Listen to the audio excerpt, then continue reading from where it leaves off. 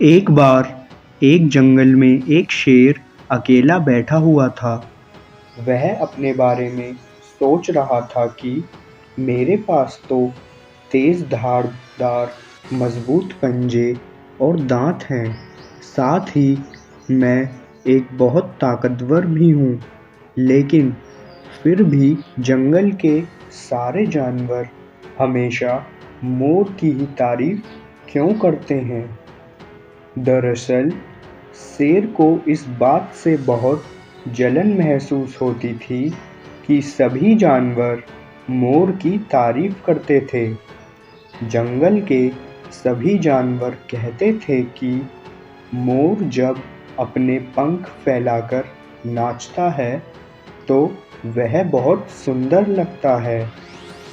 यही सब सोचकर शेर बहुत दुखी हो रहा था।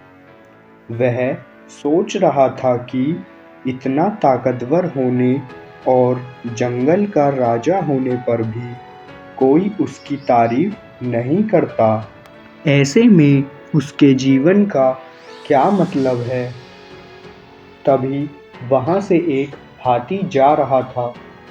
वह भी काफ़ी दुखी था। जब शेर ने उस दुखी हाथी को देखा तो उससे पूछा, तुम्हारा शरीर इतना बड़ा है और तुम ताकतवर भी हो, फिर भी तुम इतने दुखी क्यों हो? तुम्हें क्या परेशानी है?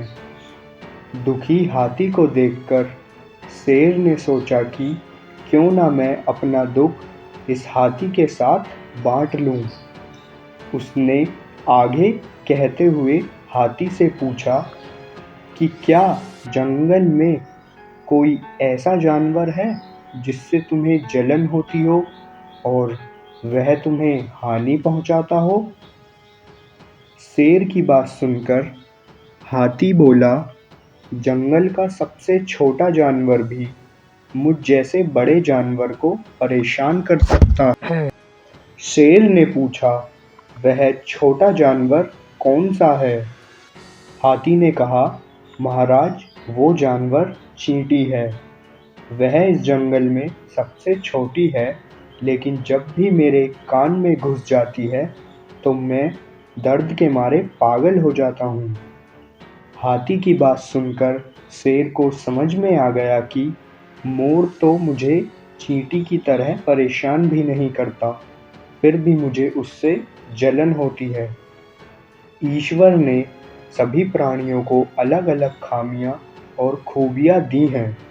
इस वजह से सारे प्राणी एक जैसे ही ताकतवर या कमज़ोर नहीं हो सकते हैं। इस तरह शेर को यह समझ में आ गया कि उस जैसे ताकतवर जानवर में भी खूबियों के साथ खामियां हो सकती हैं। इससे शेर के मन में उसका खोया हुआ आत्मविश्वास फिर से बढ़ गया और उसने मोर से जलना बंद कर दिया। कहानी से सीख, हमें कभी भी किसी की खूबी देखकर उससे नहीं जलना चाहिए, क्योंकि हम सभी में अलग-अलग खूबियाँ और खामियाँ होती हैं।